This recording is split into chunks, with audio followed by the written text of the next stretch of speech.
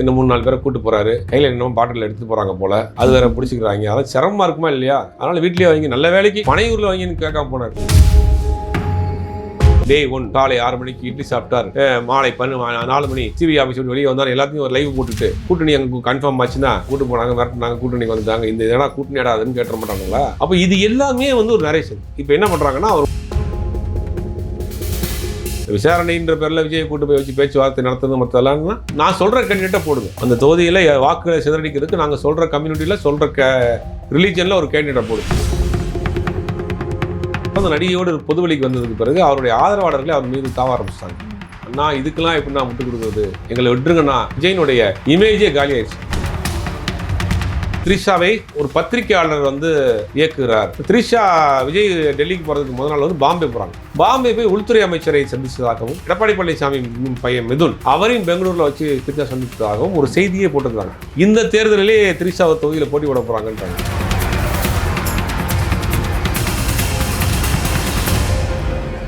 காந்தம் மீடியா நேயர்களுக்கு வணக்கம். நான் உங்கள் விஜய் யாஸ்மின். இன்னைக்கு நம்ம கூட பத்திரிகையாளர் ஜுபேர் சார் அவர்கள் தான் இருக்காரு. வணக்கம் சார். வணக்கம். எப்படி சார் இருக்கீங்க? டிவிகே என்டிஏவோட கூட்டணியா அப்படின்றது தான் பயங்கரமான பரபரப்பா பேசப்பட்ட ஒரு விஷயம். இப்போ 2 சைட்ல இருந்தும் மறுத்திருக்காங்க இல்லை அப்படின்னு. இந்த ஒரு விஷயத்தை எப்படி சார்? இல்லை, நம்ம ஆரம்பத்துல இருந்தே நான் சொல்றேன், இது ஒரு ட்ராமா அப்படின்னு. இது ஒரு கட்சி, ஒரு செய்தியை கிரியேட் பண்ணி ஸ்ப்ரெட் பண்ணக்கூடிய ஒரு கட்சி. ஒரு சோஷியல் மீடியா ஐபிஆர் டீமை வச்சுக்கிட்டு அப்புறம் செய்தி இவங்களே உருவாக்கி அதை கலப்பி விடுற வேலை தான் பண்ணுறாங்க. தொடர்ந்து நம்ம சொல்லிகிட்டு இருக்கோம். அதாவது அவருடைய பர்சனல் இஷ்யூ, அந்த அவருடைய கணவன் மனைவிக்குள்ள இது, மனைவி வந்து அவர் மேலே ஒரு டிவோர்ஸ் கேஸ் கொடுத்தது, அதை கூட அப்படி விட்டுருவாங்க. ஆனால் அதற்கு பிறகு ஒரு நடிகை தான் காரணம்ன்ற பிறகு அந்த நடிகையோடு பொதுவெளிக்கு வந்ததுக்கு பிறகு அவருடைய ஆதரவாளர்களே அவர் மீது தாவ ஆரம்பிச்சிட்டாங்க. அணில்கள்லாம் அவர் மீது தாவி பரண்ட ஆரம்பிச்சிட்டாங்க. அண்ணா இதுக்கெல்லாம் எப்படி நான் விட்டு கொடுக்குறது, எங்களை விட்டுருங்கண்ணா அப்படின்னு அவங்க வந்து கதற ஆரம்பிச்சிட்டாங்க. ஒட்டுமொத்தமாக விஜயனுடைய இமேஜே காலி ஆயிடுச்சு. அது குறிப்பாக பெண்கள் மத்தியில், திருமணமான பெண்கள் மத்தியில் அவங்க வந்து யோசிக்க ஆரம்பிச்சிட்டாங்க. நம்ம குடும்பத்தில் மாதிரி நடந்தால் நம்ம சப்போர்ட் பண்ணுவோமா, நமக்கு நடந்தால் அப்படி சப்போர்ட் பண்ணுவோமா, ஒரு பெண்ணை 27 வருஷம் வாழ்ந்த பெண்ணை வந்து இவ்வளோ கடுமையாக நடத்தியிருக்கிறாரு அப்படிங்கிற ஒரு இமேஜ். நான் வந்து ஒரு விஜயண்ணா, நான் தாய் மாமன் அப்படிங்கிற அந்த இமேஜெல்லாம் இவர் வந்து அதுக்கு பிறகு தான் கட்டமைக்கிறார், தாய் மாமன்லாம். அப்போ அந்த இமேஜ் போயிடுச்சு. இது ஒரு விவாதமாகவே போயிட்டு இருக்கு. ஆனா அந்த ரசிகர்கள் தான் சொல்றாங்க, தங்கச்சியா இருப்போம், அக்காவா இருப்போம், ஏன் மனைவியா கூட இருந்துட்டு போறேன்னு சொல்றாங்க. அது ஒரு குறிப்பிட்ட ஆட்கள் இருக்குங்க, குறிப்பிட்ட தற்கொலைகள் அந்த மாதிரி இருக்குங்க. எல்லா ஊர்லயும் 2-3 பேர் இருக்குங்க. அதை பத்தி நம்ம கண்டுக்கணும். எல்லா ஊர்லயும் போனீங்கன்னா ஒரு மனநிலை பாதிக்கப்பட்ட ஒரு கும்பல் 2-3 பேர் இருப்பாங்க. எல்லா ஊர்லயும் பார்த்துருப்பீங்க. அவங்க ஏதாவது ஒன்று சொன்னா திருப்பி சொல்லிட்டே இருப்பாங்க. அந்த மாதிரி ஒரு ஊருக்கு 10 பேர் டிக்கெட் இருக்குன்னு வச்சுங்க, அதை விட்டுருங்க. இப்போ இவரை இந்த இமேஜ் வந்து அவர் காலி ஆகிக்கிட்டே வருது. அப்போ இது விவாதமாகிக்கிட்டே போகுது. இதை டைவெர்ட் பண்ணணும். என்ன பண்ணுறாங்க, கிளப்பிவிடு. என்டிஏ டிவிகே 80 சீட்டு 50 சீட்டு, டெப்டி சிஎம் 2 வருஷம் அவர், 2 வருஷம் இவர், இவங்களாம் கதையை உருவாக்கி, இவங்கள செய்தியை உருவாக்கி அந்த செய்திகளை அப்படியே வந்து வெளியில் கொடுக்குறாங்க. இவங்க தான் கொடுத்தது செய்தியை, எல்லாமே இவங்க தான் கொடுத்தது. அப்போ இது வந்து ஒரு வாரம் போகுது. அந்த நேரத்தில் சம்மன் அனுப்புகிறாங்க சிபிஐ. அது ஆல்மோஸ்ட் முடிக்க போகிறாங்க. பார்த்தீங்கன்னா கூட்டணி பேச்சுவார்த்தை நடக்குது. அங்கே டெல்லியில் வந்து முடிச்சுட்டாங்க. ஒரு பகிரங்கமாக விசாரணைக்கு கூட்டு போய் வச்சு மிரட்டி கூட்டணி கொண்டு வந்தால் அந்த கூட்டணிக்கு எப்படி ஓட்டு கன்வெர்ட் ஆகும், இது கூட தெரியாதா? சரி, கூட்டணி நடத்துகிறா இருந்தால் டெல்லிக்கு விசாரணைக்கு வர வச்சுட்டு வரையும் பண்ண ஷூட்டிங் போகிற மாதிரி போகிறேன், ஒரு நிர்வாகியை பார்க்க போகிறேன், இல்லாட்டி வேற ஒரு காரணத்தை சொல்லி அவரை வந்து கூப்பிட்டு பிடிச்சிட்டு போயிடலாமே. ஓப்பனாக அவர் வர்றது எல்லாத்தையும் வீடியோ எடுத்து போட்டு, இவர் எல்லாத்தையும் வந்து அவங்க வீடியோ எடுத்து போட்டு, இவருக்கு 2 மணிக்கு சாப்பிட்டார், டே 1 காலை 6 மணிக்கு இட்லி சாப்பிட்டார், மாலை 4 மணி சிவி ஆஃபீஸ் விட்டு வெளியே வந்தார், எல்லாத்தையும் ஒரு லைவ் போட்டுட்டு கூட்டணி அங்கே கன்ஃபார்ம் ஆச்சுன்னா எல்லாருக்கும் தெரியுமா தெரியாதா, கூட்டு போனாங்க, மிரட்டினாங்க, கூட்டணிக்கு வந்துட்டாங்க, இந்த இதெல்லாம் கூட்டணி ஆடாதுன்னு கேட்ட மாட்டானுங்களா? அப்போ இது எல்லாமே வந்து ஒரு நரேஷன். இப்போ என்ன பண்ணுறாங்கன்னா, அவருடைய இமேஜை தூக்கி நிப்பாட்டணும். அவர் இமேஜை தூக்கி நிப்பாட்டுறதுக்கு என்ன பண்ணுறாங்கன்னா, என்டிஏவில் கூப்பிட்றாங்க. அமித்ஷாவே மிரட்டினாரு, சிபிஐயே மிரட்டுச்சியா பார்த்தியா, தலைக்கு தில்லை பார்த்தியா, சிபிஐ ஆஃபீஸ்லேயே வண்டி மேலே ஏறி கை காமிச்சிட்டு வர்றாருன்னு. இந்த தில்லி யாருக்கா வருமா? பிஜேபிக்கு கூப்பிட்டும் நெருக்கடி கொடுத்தும் பணிஞ்சாரா? இதுதான் என் தளபதி. அப்போ அன்னைக்கு முத்துப்பாண்டியை தூக்கிட்டு வந்தாரியா? முத்துப்பாண்டி வந்துட்டு வந்து தனலட்சுமியை தூக்கிட்டு வந்தாரியா? அதே தான் அந்த அந்த கும்பல் தானே இது. அப்போ இதை வந்து உருவாக்குறாங்க, கிரியேட் பண்ணுறாங்க. அப்போ இப்போ இந்த சங்கீதா மேட்ரு, நடிகை மேட்டர்லாம் கட் ஆயிடுச்சுல, வேற பக்கம் டைவெர்ட் ஆயிடுச்சா?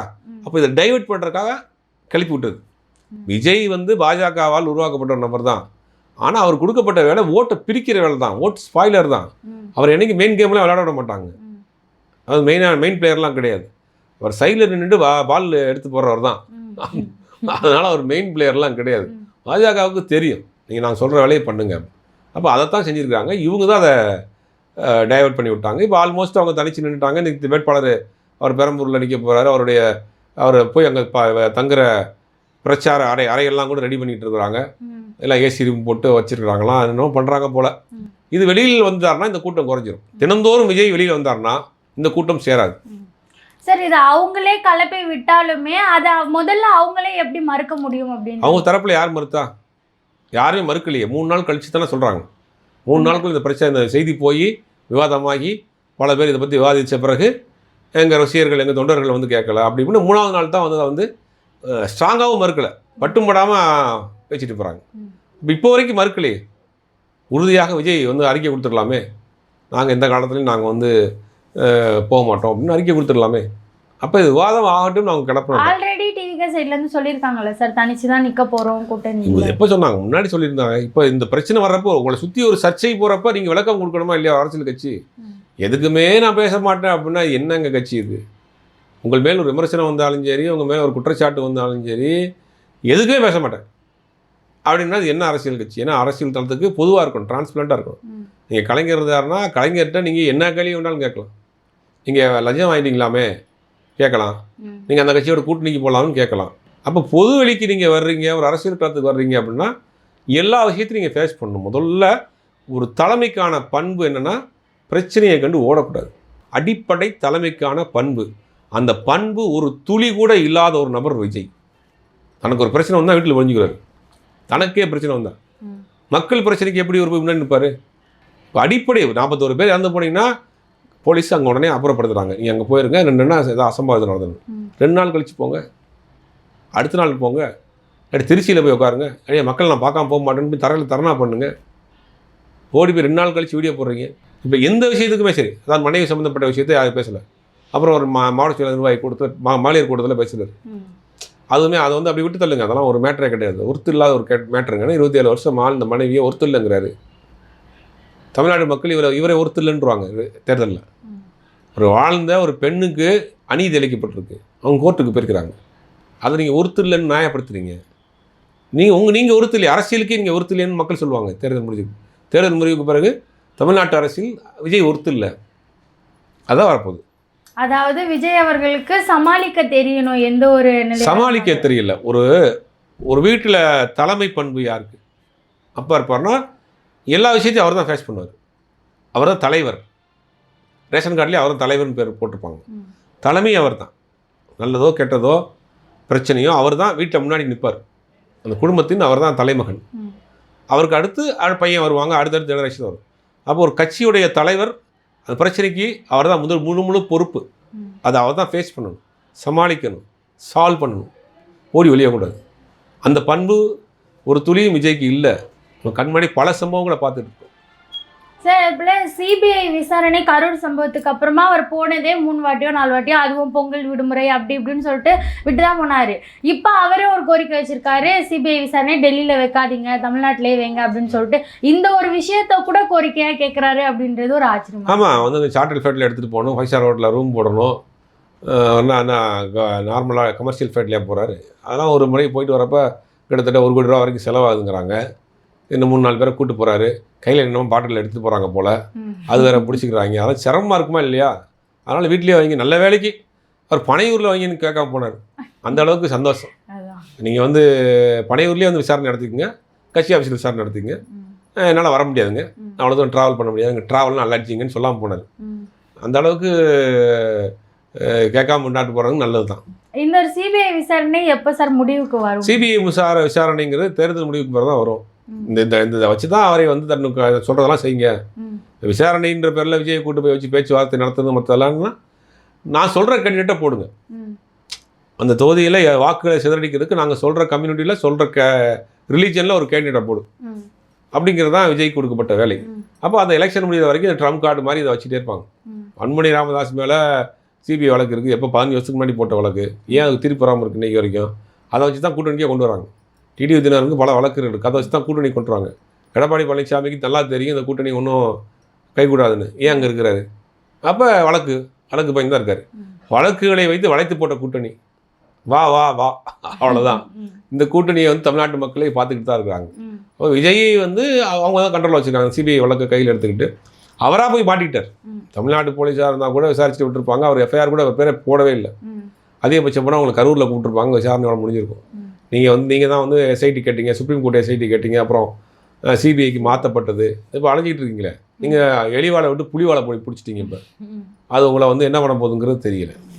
ஒத்துக்கிற அளவுக்கு அவங்களே இது பண்ணுவாங்க. சார், இன்னொரு விஷயம், விஜய் அவர்கள் அவரோட பர்சனல் லைஃப், அவரோட டிவோர்ஸ் விஷயத்தை மறைக்கிறதுக்காக இந்த மாதிரி என்டிஏ கூட்டணி அப்படின்னு போனாலும், இன்னொரு பக்கம் ஒரு அன்ஒன் நம்பர்லேருந்து கால் வந்து அதில் வந்து விஜய் அவர்கள் டிவோர்ஸ் பண்ணியிருக்காரு, இது அரசியல் டைமில் கரெக்டாக இல்லையான்னு சொல்லிட்டு காலிலேயே மக்கள்கிட்ட கேள்வி கேட்குற மாதிரி டிஎம்கே செட் பண்ணியிருக்காங்க அப்படின்ற ஒரு விஷயம் வந்திருக்கு. அது டிஎம்கே தரப்பு இல்லைங்க, டிவிகே தரப்பு எடுக்கிறதாக சொல்கிறாங்க. அவருடைய இமேஜ் எப்படி இருக்குன்னு அவங்க தான் செக் பண்ணுறதாக அப்படி ஒரு தகவல் போயிட்டு இருக்கு. முதல்ல அந்த கால் வந்த விஷயமே அது ஃபேக்கா ஏஐங்கிறது இப்போ வரைக்கும் நமக்கும் தெரியல.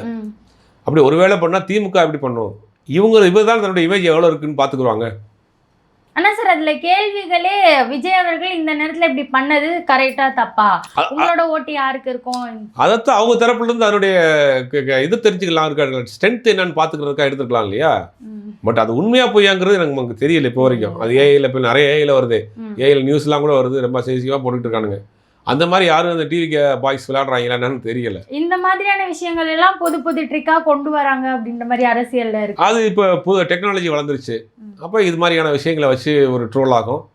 வரக்கூடிய தேர்தல் நேரங்கள் நிறைய அந்த மாதிரியான சம்பவங்கள் வரும். அதெல்லாம் ஃபேஸ் பண்ணி தான் பண்ணணும். சார், ஒரு பக்கம் விஜய் அவர்கள் கிட்ட போனாலும், இன்னொரு பக்கம் இந்த த்ரிஷா அவங்க உள்ளே வந்ததுக்கப்புறம் அவங்க எங்கே போனாலுமே அவங்க கூட்டணி பேசதான் போயிருக்காங்க. விஜயோட இல்லாமவும் த்ரிஷா தான் இருக்காங்க. விஜய் கூட்டணி இருக்காரா இல்லையான்றது த்ரிஷா கையில தான் இருக்கு அப்படின்ற மாதிரி சொல்றாங்க. இன்னைக்கு தினமலர் பேப்பர்ல ஒரு முக்கியமான ஒரு செய்தி வந்திருக்கு. அது ரொம்ப நோட்டீஸ் பண்ண வேண்டிய விஷயம். நம்ம அப்படி அழகாக கடந்து போக முடியாது. சமீப காலமாகவே த்ரிஷாவை ஒரு பத்திரிகையாளர் வந்து இயக்குகிறார். அரசியல் ரீதியாக அவர் தான் பேக்கப்பாக இருக்காரு. அவர் தான் அரசியல் ஒரு கார்டியன் மாதிரி இருக்கிறாரு. ஒரு முக்கியமான பத்திரிகை, வலதுசாரி பத்திரிகையாளர் அவர் பண்ணுறாரு.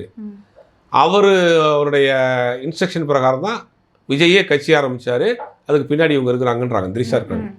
இப்போ தினமலரில் வந்த ஒரு செய்தி என்ன பண்ணுறாங்கன்னா, த்ரிஷா விஜய் டெல்லிக்கு போகிறதுக்கு முதல் நாள் வந்து பாம்பே போகிறாங்க. பார்த்துருப்போம் அந்த வீடியோலாம். பாம்பே போய் உள்துறை அமைச்சரை சந்தித்ததாகவும், அப்போ கூட்டணி சம்பந்தமாகவும் சில விஷயங்கள் விஜய் சம்பந்தமாக பேசினதாகவும் ஒரு தகவல்.